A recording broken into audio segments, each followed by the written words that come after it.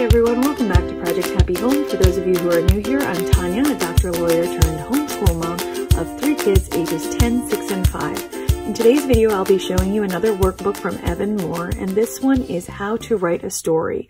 Now, for those of you who've been following my channel since the beginning, you know that we've been using Evan-Moor since our very first year homeschooling about 3 years ago, and I continue to be a big fan. I have recently become an affiliate for Evan-Moor, and what that means is that if you click on my affiliate links located in the description box down below to check out this workbook or any other Evan-Moor workbook, I do receive a small commission from whatever you end up purchasing, which I do appreciate. However, I am not an employee of Evan-Moor, and so any of my opinions that I give you are entirely my own. They send me these in exchange for my honest review. I am not monetarily compensated beyond my affiliate link. So this is How to Write a Story for grades 1 through 3 by Evan-Moor, and they also have one for grades 4 through 6. When you open the book, you do see a table of contents here. Like every other Evan-Moor workbook, they do have a what's inside or how to use this book type of page, and then they have step-by-step writing units. There are 4 writing units in this. It goes through dogs, a bike ride, a loose tooth, and a giant. There's also different types of stories that are discussed, from a fairy tale, a pattern story, a circle story, and a sequence and write story. And there are also story writing centers at the second half of this book, and there are about 9 of those, I believe. So this writing units actually has 3 options for how to address a writing topic: a group story, a guided story, or an independent story, and the instructions for all 3 are included. Then you have types of stories, and it's forms for writing these stories, like how would you retell a fairy tale or a pattern story or a circle story or a sequence story. And then there's story writing centers, which are blank pages that can be reused again and again. The next few pages lay out different methods of instruction. So how would you teach the parts of a story?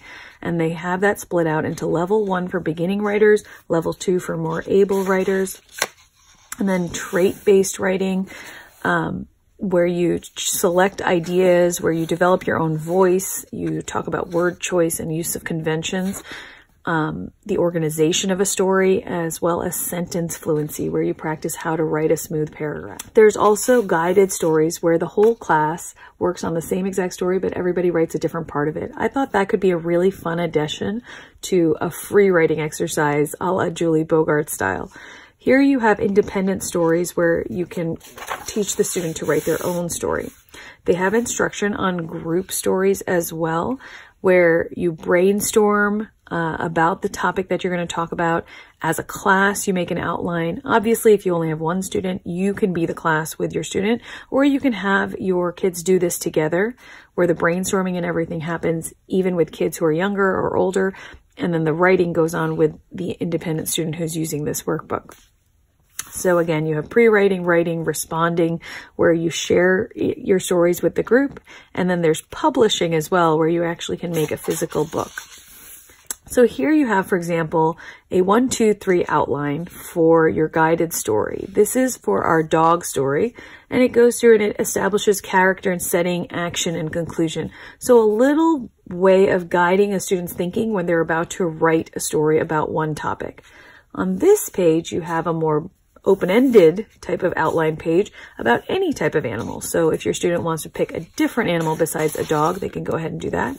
And then there's a page right here for the story to be written if you want the student to actually use the physical workbook.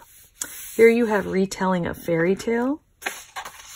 So now we've gotten into different structures for stories. So here you have an area to draw a picture, the once upon a time beginning, first, next, then, and then at last before you get to the end. So that idea of pacing for a story. Here you have a pattern story, and they give you an example of a pattern book that you might want to read with that type of organization.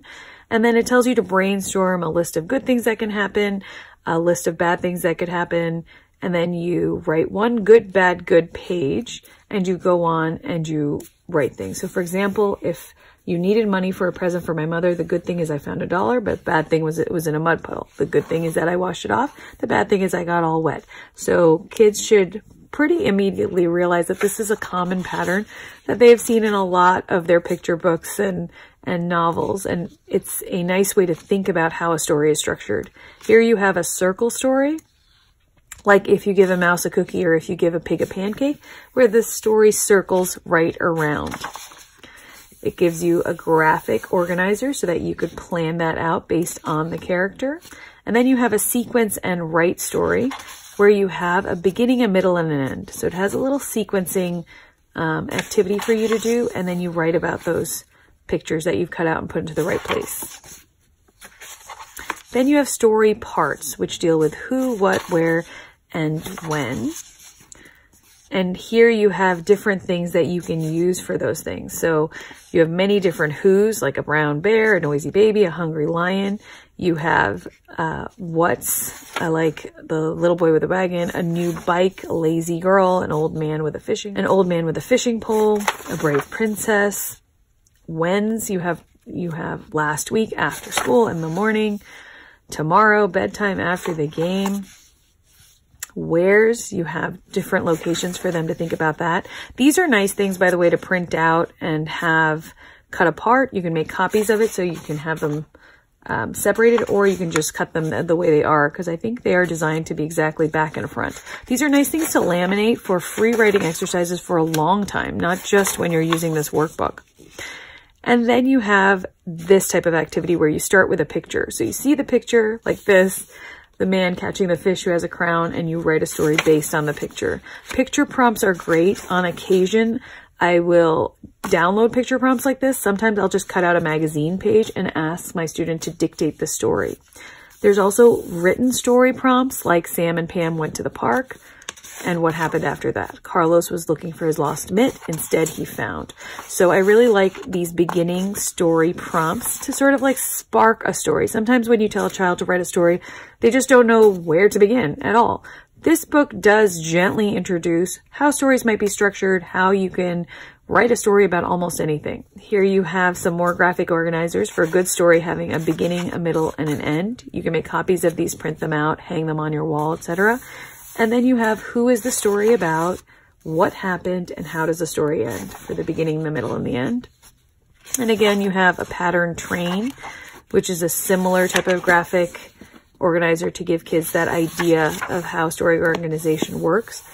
Again, story beginning, what happened, and how does the story end. So overall, I think How to Write a Story by Evan-Moor for grades 1 through 3 is a great introduction for kids to make story writing and creative writing a achievable thing. So instead of just a blank page staring at them, you have many different tools to give them a start, to give them a prompt, to roll them down that hill of writing creatively. If you have a student who doesn't like the actual physical act of writing, I suggest using story prompts like this and structures like this and having your student dictate to you at the very beginning, because they almost always have a story inside them. Sometimes it's just the physical act of writing that stops them.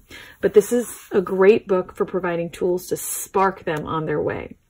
So this was How to Write a Story, you guys, for grades 1 through 3 by Evan-Moor. If you're interested in this workbook or any of the other Evan-Moor workbooks, be sure to click on my affiliate links down below. You will have the opportunity to check out the inside of the book and also print out some example pages if you want to try it out first. As always, I really do appreciate your time. Thank you for spending some of it with me, and I wish you the very best day.